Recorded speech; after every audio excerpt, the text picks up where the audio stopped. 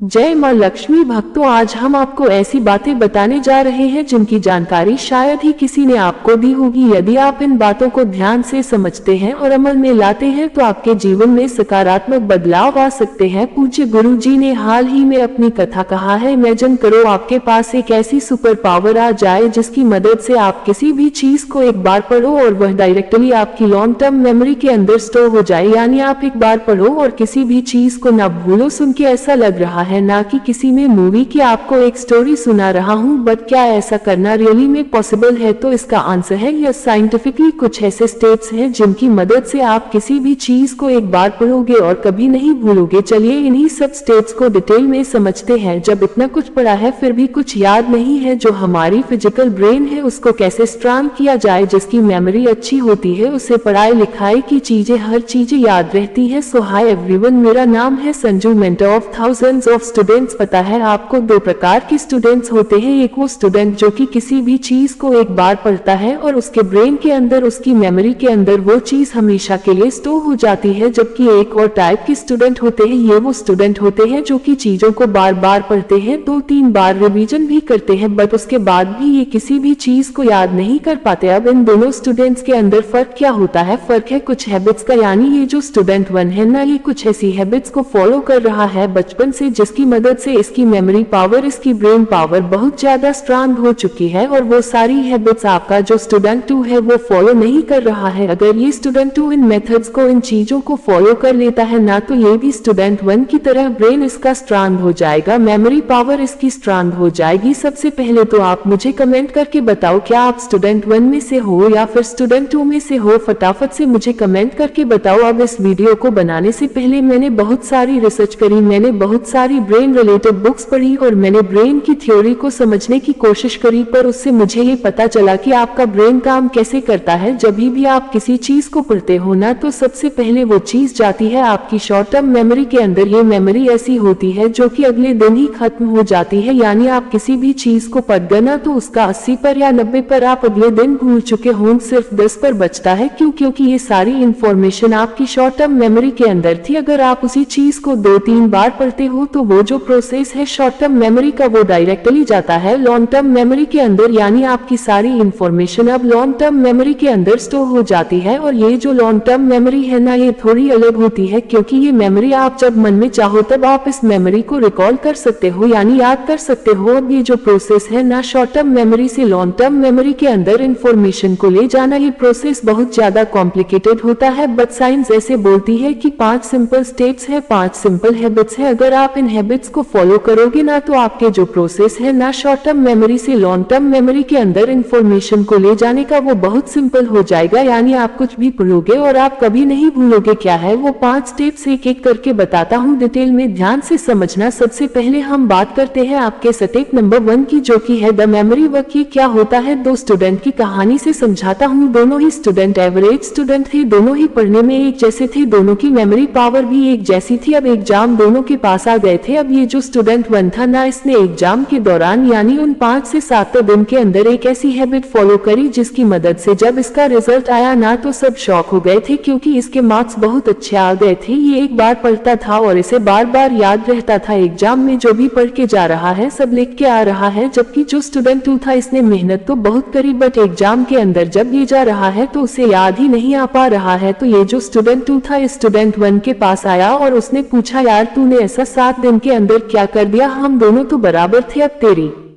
Memory इतनी तेज कैसे हो गई? तो इस स्टूडेंट ने बताया एक टेक्निक जिसका नाम है द मेमोरी वॉक। यानी स्टूडेंट ने ये बोला कि मैं हर रोज पता है क्या करता था, मैं सिर्फ अपने 10 मिनट निकालता था और उस 10 मिनट के अंदर अकेले घूमने जाता था। अकेले घूमने जाने इससे क्या फर्क पड़ता है? फर्क पड़ता है, अब वो जो स्टूडेंट था जब अकेले घूमने जाता था ना, तो वो विजुलाइज करता था उसका पूरा दिन, क्या आज मेरे साथ आखिर हुआ, क्या आज मैं स्कूल में गया, आज मैंने इस किताब में ये पढ़ा, आज मेरे को एक दोस्त मिलने आया था, मैंने उससे उनसे यह बात करी, यह करा, वो करा, वो करा, तो पूरे के पूरे दिन को विजुलाइज करता है अपने ब्रेन के अंदर। कब जब वो 10 मिनट घूमने जाता है। अब इससे क्या होता है ना, साइंटिफिकली इस टेक्निक से आपके जो ब्रेन के न्यूरॉन्स हैं वो आपस में लिंक करने लगते हैं, और जब वो लिंक करने लगते हैं तो आपकी जो मेमोरी है, आपकी जो थिंकिंग है वो स्ट्रांग होती जाती है। इसकी मदद से आप इसके बाद जितनी भी चीजें पढ़ने लगोगे आप कभी नहीं भूलने वाले। और यही कॉन्सेप्ट होता है मेमोरी वॉक का। ट्राई करके देखना, 7 दिन के अंदर आपको ऐसा लगने लगेगा कि आपकी मेमोरी पावर स्ट्रांग हो गई है। जो भी आप पढ़ोगे आपको लॉन्ग टर्म तक याद रहने लगेगा कि बहुत अच्छी एक्सरसाइज है। सारे न्यूरो साइंटिस्ट भी इसको रिकमेंड करते हैं। तो ये तो थी अपनी टेक्निक नंबर 1। अब बढ़ते हैं हमारे स्टेप नंबर 2 की तरफ। स्टेप नंबर 2 है द थीटा वेव्स। अब ये थीटा वेव्स क्या होती है और इनसे हम कैसे अपनी ब्रेन पावर, अपनी मेमोरी पावर को स्ट्रांग कर सकते हैं। एक सिंपल सा कॉन्सेप्ट है, थोड़ा कॉम्प्लेक्शन भाषा में समझाने की कोशिश करता हूँ। देखो, थीटा वेव्स कुछ ऐसी वेव्स होती है ना जो कि आपकी ब्रेन से जनरेट होती है। ये वो वेव्स है जो कि आपका ब्रेन जनरेट करता है जब आप सोने जा रहे होते हो। आपने देखा, जब आप सोने जाते हो तो आपके दिमाग से कुछ सिग्नल्स आते हैं, आपके दिमाग में बहुत सारे थॉट्स आने लगते हैं। वही जो सारी वेव्स है उन्हीं को हम बोलते हैं क्या, थीटा वेव्स। अब ये जो थीटा वेव्स है ना, इनका डायरेक्टली रिलेशन होता है आपकी मेमोरी पावर, आपकी क्रिएटिविटी से। यानी अगर इन थीटा वेव्स को तुमने पकड़ लिया, इसकी मदद से तुम अपनी मेमोरी भी इंक्रीज कर सकते हो। और क्या कर सकते हो, अपनी ब्रेन पावर और अपनी क्रिएटिविटी भी इंक्रीज कर सकते हो। अब आपको करना क्या है, इमेजिन करो आप कभी भी थक गए हो या फिर आपको ऐसा लग रहा है कि यार मेरे दिमाग के अंदर बहुत सारी इंफॉर्मेशन भर चुकी है, मेरा पढ़ने का मन नहीं कर रहा है, मेरे दिमाग के अंदर कोई भी इंफॉर्मेशन स्टोर नहीं हो रही है। तुम्हें क्या करना है, सिर्फ 10 से 15 मिनट का ब्रेक लेना है। उस ब्रेक के अंदर ईयरफोन लगाने हैं। यूट्यूब थीटा वेव्स का एक साउंड होता है, वो साउंड तुम्हें सिर्फ 10 से 15 मिनट सुन लेना है। जब तुम उसे सुनोगे ना, उससे क्या होगा, आपके ब्रेन से भी थीटा वेव्स आती है और वो साउंड से भी आपके ब्रेन के अंदर थीटा वेव्स आएंगे। और उस फ्रीक्वेंसी के मैच हो जाने की मदद से आपका जो ब्रेन होगा वो मात्र 10 से 15 मिनट के अंदर एकदम रिलैक्स हो जाएगा। और जब ये रिलैक्स होगा ना, तो आप 10-15 मिनट के बाद जब वापस पढ़ने जाओगे ना, तो आप देखोगे कि अब आप चीजों को अच्छी तरीके से याद कर पा रहे हो, आपकी मेमोरी पावर अच्छी हो गई है। और आपको जो फीलिंग आ रही थी ना कि कुछ भी याद नहीं आ पा रहा है, वो फीलिंग आपके अंदर से खत्म हो जाएगी। मैं सच बता रहा हूँ, ये आपकी मदद करने वाला है। बहुत अच्छी टेक्निक है, बहुत सारे न्यूरो साइंटिस्ट भी रिकमेंड करते हैं और बहुत सारे लोग क्योंकि इसे फॉलो करते हैं वो भी रिकमेंड करते हैं। बहुत सारी किताबों के अंदर भी इसका जिक्र है। अब बढ़ते हैं हमारी 3rd नंबर की टेक्निक की तरफ। 3rd नंबर की टेक्निक है द लर्निंग मेथड। देखो, अगर मैं तुमसे ये बोलूं, तुम्हारी मेमोरी डिपेंड करती है कि तुम पढ़ कैसे रहे हो, यानी तुम क्या पढ़ रहे हो उससे फर्क नहीं पड़ता, तुम कैसे पढ़ रहे हो उससे बहुत फर्क पड़ता है। अगर आपने सही पढ़ने के तरीके सीख लिए ना, तो कभी भी ये जो आपकी प्रॉब्लम है ना भूलने वाली, ये कभी नहीं आएगी। अब पढ़ने का मेथड क्या है, तो पढ़ने का सही मेथड होता है 3 to 1 मेथड। 3 to 1 मेथड क्या बोलता है, इमेजिन करो आपने कोई भी कॉन्सेप्ट पढ़ा, जैसे कि एग्जांपल लेते हैं, हमने पढ़ा है कॉम्बिनेशन रिएक्शन, हमने पढ़ लिया इस कॉन्सेप्ट को। अब आपको स्ट्रेटजी को फॉलो करना है जो कि है 3 to 1, यानी 3 चीजें जो कि आपको इस कॉन्सेप्ट से सीखने को मिली। अब कॉम्बिनेशन रिएक्शन क्या होती है उस पे आपको सोचना है, 3 पॉइंट बस सोचना है, लिखना नहीं है। आपको 3 चीजें क्या सीखने मिली पहले वो सोचो, फिर 2 यानी क्या होता है आप उसके 2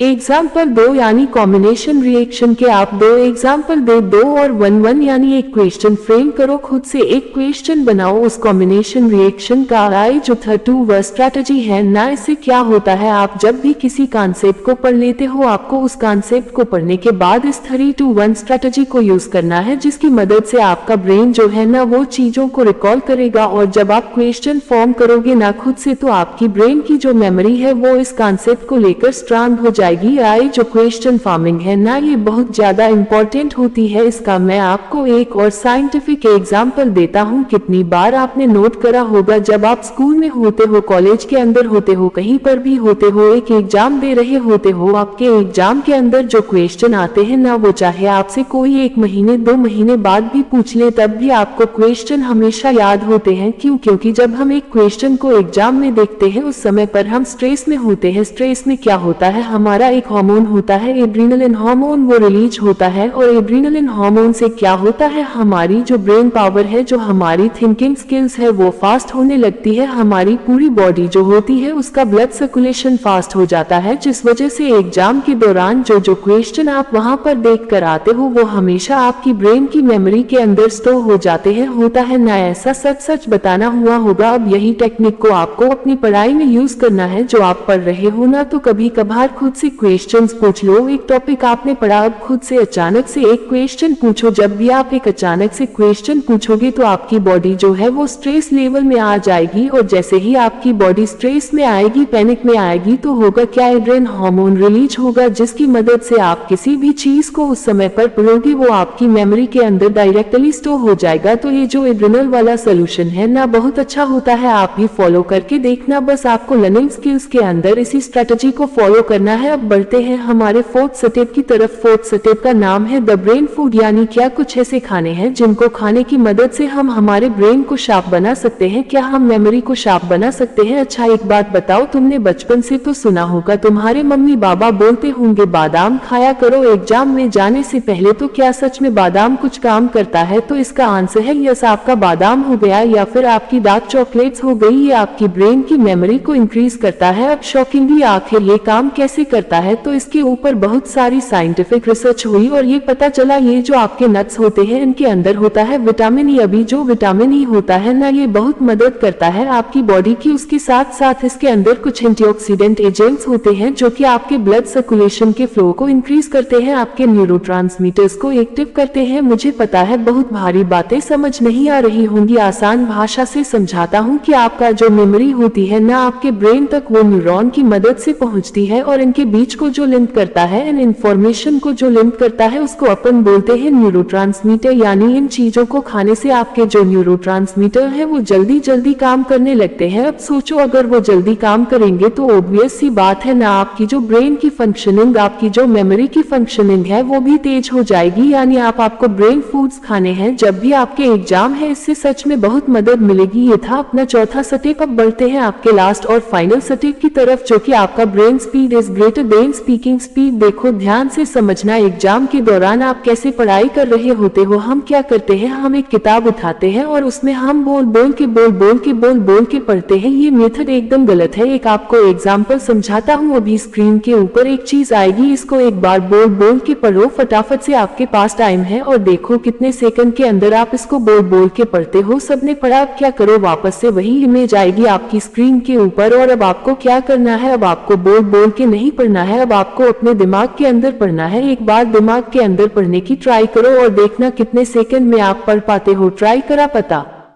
चल गया होगा कि जब हम बोल बोल के पढ़ रहे हैं तो हमें शायद 2 सेकंड, 3 सेकंड, 10 सेकंड तक लग रहे हैं, बट जब हम दिमाग के अंदर पढ़ रहे हैं मात्र 1 से 2 सेकंड के अंदर पूरा सेंटेंस तुम पढ़ दे रहे हो रहा है या नहीं हो रहा है? बिल्कुल हो रहा है। यानी आपकी जो दिमाग की रफ्तार होती है ये बोलने की रफ्तार से बहुत तेज होती है, और इसी का ही आपको काम लेना है एग्जाम के दौरान। एग्जाम के समय कभी भी बोल बोल के नहीं पढ़ना है, दिमाग के अंदर पढ़ो, ज्यादा चीजें पढ़ पाओगे और अपने सिलेबस को जल्दी खत्म कर पाओगे। इसके साथ साथ इसके अंदर मैं एक चीज और बताना चाहूंगा कि जब भी आप पढ़ रहे हो ना, तो अपने ज्यादा सेंसर्स का इस्तेमाल करो। यानी जब भी हम पढ़ रहे हैं दिमाग से तो हम रीड कर रहे हैं, बट अपने हाथ में एक नोटबुक और एक पेन तुम्हारा हमेशा होना चाहिए। जो भी आप पढ़ते जा रहे हो, जो भी आप अपने दिमाग के अंदर रीड कर रहे हो, उसको बगल वाली नोटबुक में रफ में कुछ न कुछ लिखते रहो। मैं ये नहीं कह रहा सब कुछ लिखो जो कि तुम पढ़ रहे हो, मैं कह रहा हूँ वो लिखो जो कि तुम्हें लग रहा है कि इम्पोर्टेंट है, या फिर कुछ भी तुम लिखते चलो। अब इससे क्या होगा, इतना कुछ हम क्यों लिखे, अब इस लिखने से क्या होगा। एक रिसर्च कंडक्ट करी गई थी जिससे ये पता चला, 2 स्टूडेंट्स के ग्रुप थे। एक स्टूडेंट को ग्रुप को ये बोला जाए कि आप बस बैठ के लेक्चर देखो, और दूसरे स्टूडेंट के ग्रुप को ये बोला कि आप बैठ के लेक्चर देखो और साथ साथ में आप हाथ में पेन लेके रखो और नोटबुक लेके रखो और आप कुछ भी लिखते जाओ। और पता ये चला कि वो जो लोग हैं ना ग्रुप 2 वाले, वो सारी चीजों को अच्छी तरीके से अपनी मेमोरी के अंदर स्टोर कर पा रहे हैं, जबकि ये ये जो ग्रुप 1 वाले स्टूडेंट है ये अच्छी तरीके से स्टोर नहीं कर पा रहे। यानी देखो, याद रखना, जब आप चीजों को साथ साथ में लिखते रहते हो आपका हाथ मूव करता है, जिसकी मदद से आपकी ब्रेन के अंदर चीजें जल्दी स्टोर होती हैं और जो आपकी रिटेंशन होता है यानी कितने समय तक आप चीजों को याद कर पाते हो वो भी इंक्रीज होता है। ये थे अपने 5 मेथड जिनकी मदद से आप भी किसी भी चीज को याद कर सकते हो, वो भी सिर्फ एक बार रीड करने से। ट्राई करके देखना और मुझे बताना इनमें से कौन सा मेथड आपका फेवरेट है। मैंने आपको 5 मेथड बता दिए, उसके साथ साथ इस वीडियो को अपने एक दोस्त के साथ जरूर शेयर करना क्योंकि एग्जाम का टाइम है और इस वीडियो की मदद से शायद उसकी भी मदद हो सकती है। सही कर्म और ज्ञान से हम अपने जीवन को अर्थपूर्ण बना सकते हैं। तो दोस्तों, आपको ये कथा कैसी लगी कमेंट करके अवश्य बताएं। जानकारी अच्छी लगी तो वीडियो को लाइक जरूर करें और कमेंट में जय श्री कृष्ण अवश्य लिखें। साथ ही चैनल को सब्सक्राइब करें ताकि ऐसी ही आध्यात्मिक जानकारी आपको प्राप्त हो। आप सभी का धन्यवाद।